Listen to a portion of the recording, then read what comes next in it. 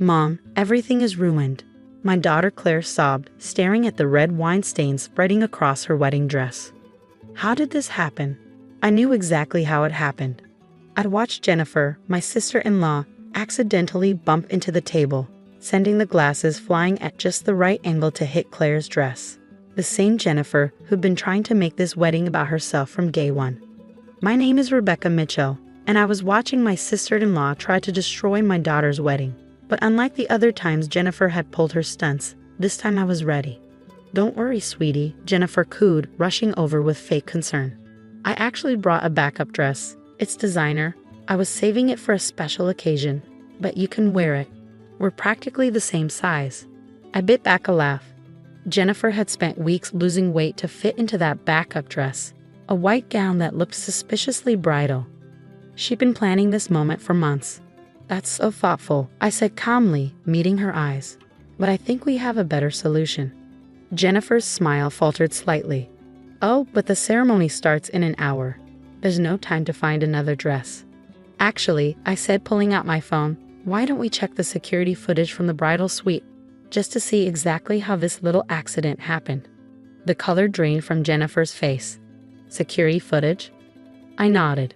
I had cameras installed last week, after the cake samples were mysteriously ruined and Claire's original veil disappeared, and the florist received that fake cancellation call. I paused. Interesting timing on all of that, wouldn't you say? Claire looked between us, realization dawning on her tear-stained face. Aunt Jennifer, did you do this on purpose? Of course not, Jennifer protested, but her voice shook slightly. Rebecca, how dare you suggest? How dare I? I cut her off. How dare you try to ruin my daughter's wedding? Though I have to admit, you've gotten better at this since Sarah's wedding. Jennifer went very still. Sarah was my other daughter, whose wedding 3 years ago had been plagued by mysterious accidents until she'd been forced to use Jennifer's help to fix everything. She'd ended up sharing her spotlight with Jennifer, who'd used the wedding to announce her own pregnancy. A pregnancy that conveniently miscarried 2 weeks later. I don't know what you're talking about, Jennifer said stiffly. Really? Should we call Sarah? Ask her about how you spilled red wine on her dress too. Or how about Madison's quinceañera last year? Emma's graduation party. Every family event, Jennifer had to be the center of attention. Had to sweep in and save the day from disasters she created. But not this time. Claire, honey, I said to my daughter, why don't you go with Madison to the other room? I have something to show your Aunt Jennifer. After they left, I turned to Jennifer, dropping my pleasant smile. You really should have checked those cameras before you pulled your little stunt. I pulled out my tablet, showing her the crystal clear footage of her deliberately knocking over the wine. But that's not all I have. Would you like to see what else I've been collecting? Jennifer's face went from pale to ashen as I pulled up email after email, text after text. Conversations she'd had planning her sabotage. Conversations with the florist she'd bribed, the baker she'd threatened, the boutique where she'd bought her backup dress weeks ago. How did you get access to your messages? Let's just say you should really change your passwords more often, especially after borrowing someone's phone to make a call during a family dinner. I watched her process what this meant, that I had proof of every scheme, every manipulation, every calculated move she'd made to ruin today. What do you want? She whispered. I smiled, thinking about the garment bag waiting in my car. Oh, Jennifer, we're just getting started. Follow me, I said to Jennifer, heading toward the parking lot. My heels clicked against the pavement, each step measured and calm despite the satisfaction building inside me. Jennifer trailed behind, her designer heels not quite as steady. Rebecca, surely we can talk about this. I never meant to get caught. I finished, reaching my car. No, I'm sure you didn't. Just like you didn't mean to get caught sending those anonymous texts to Claire about her weight last month. The one suggesting she might not fit into her dress. Jennifer froze. How did you know about those? The same way I know about the bridesmaids' dresses you had altered to be unflattering, or the makeup artist you paid to make Madison look washed out in photos. I opened my trunk. I've been watching you, Jennifer, for months. Inside the trunk was a garment bag, long, elegant, and clearly expensive. Jennifer's eyes locked onto it. What is that? This? I unzipped the bag slowly. This is the dress you ordered. The real one. Not that white monstrosity you brought to upstage my daughter. Inside was an exact copy of Claire's ruined wedding dress. Same designer, same size, same exquisite details. But that's impossible, Jennifer stammered. That dress was custom made. One of a kind. I smiled. You're right, it was. Until I contacted the designer 3 months ago, right after I found your first email to them asking about Claire's dress specifications. Funny how helpful people can be when you explain that someone's trying to sabotage a bride's wedding day. Jennifer's face twisted with anger. You've been spying on me? No, Jennifer. I've been protecting my daughter. There's a difference. I lifted the dress carefully. Though I have to admit, watching you plan everything thinking you were so clever. It was almost entertaining. You can't prove anything, she said, but her voice wavered. I pulled out my phone, playing a video, Jennifer in the bridal suite, carefully plotting her movements with the wine glasses. The timestamp was clear, just 15 minutes ago. Can I? I have dozens of videos like this, emails, texts, witness statements from the vendors you tried to bribe. Even that poor makeup artist you threatened. She was quite happy to help once I explained what was really going on. Jennifer's perfectly made-up face crumpled slightly. What are you going to do? That depends on you. I handed her my phone. First, you're going to call your husband and tell him you're feeling ill. You're leaving. Now. David won't believe. David has seen the videos I cut in. All of them. Including the ones from Sarah's wedding. He's waiting to talk to you at home. Her hand shook as she took the phone. I watched her make the call, watched her lie smoothly about a sudden migraine. She had plenty of practice lying to David over the years. Now what? She asked after hanging up. Now you have a choice. You can leave quietly, let Claire have her perfect day, and we'll discuss the terms of my silence tomorrow. Or, I held up a USB drive, or every person in that reception hall sees exactly who you really are. Every scheme, every manipulation, every cruel text and sabotage event. I'm sure our family would find it fascinating viewing during the reception. Tears welled in her eyes, real ones this time. You're destroying our family. No, Jennifer, you did that. Every time you tried to ruin someone else's happiness. Every time you put your need for attention above your family's joy. I'm just making sure it stops. Today. I watched her walk to her car, her shoulders slumped in defeat. For the first time in years, she wasn't going to be the center of attention at a family event.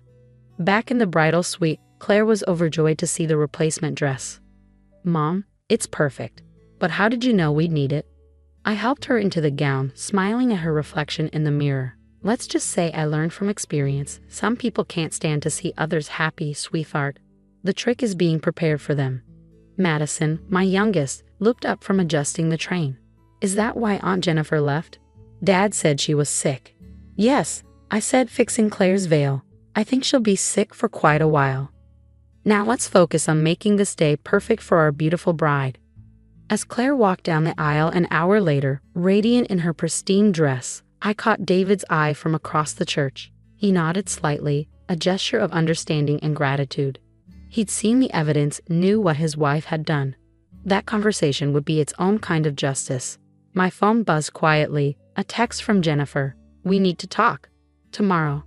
I smiled, typing back, yes, we do. And Jennifer, bring your calendar. We have quite a few events to discuss. The day after the wedding, I sat in my home office waiting for Jennifer.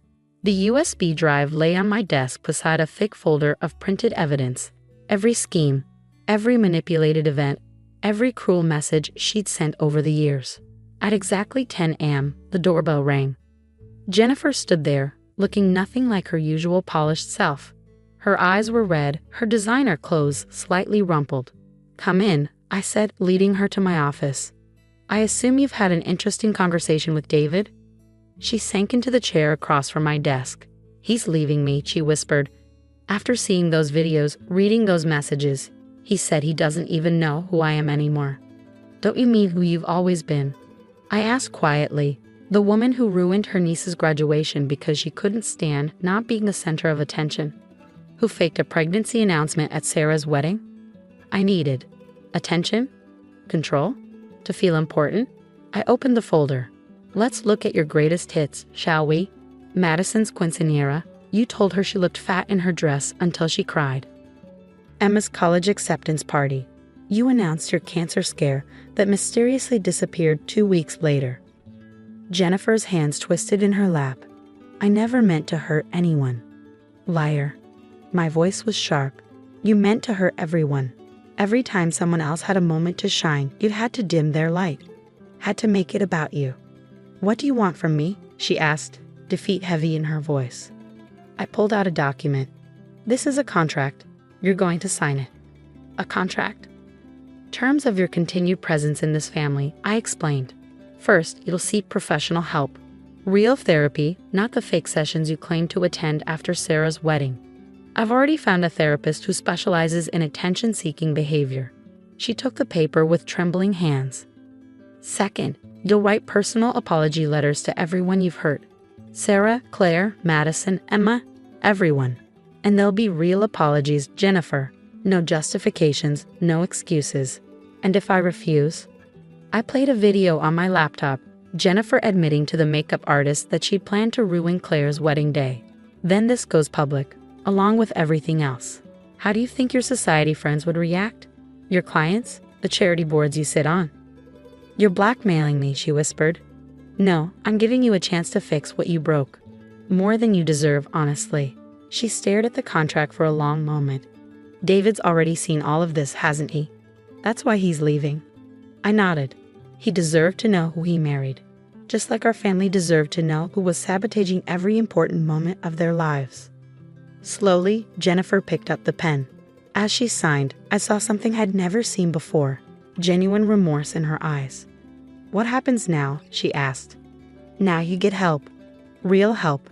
And maybe if you do the work, if you truly change, this family might forgive you. Eventually. After she left, I called David. She signed. I told him. Good, he replied, his voice tired. The divorce papers are being drawn up. I am sorry I never saw it before, Rebecca. All those years, all those ruined events. I should have known. We all should have, I said. But now we do.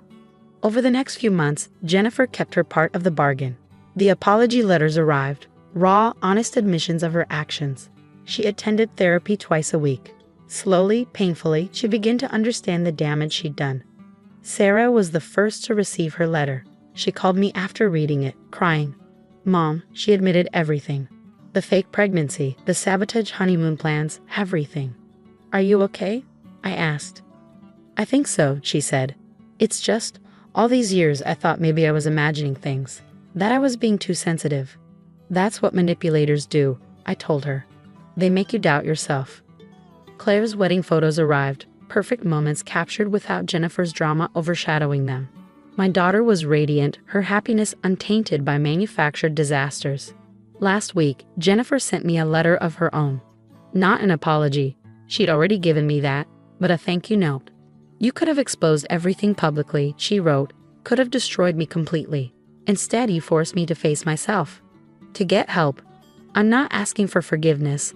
I know I haven't earned that yet. But I want you to know that I understand now, and I'm trying to be better. I placed her letter in the folder with all the evidence. Maybe someday I wouldn't need it anymore. Maybe someday Jennifer would truly change.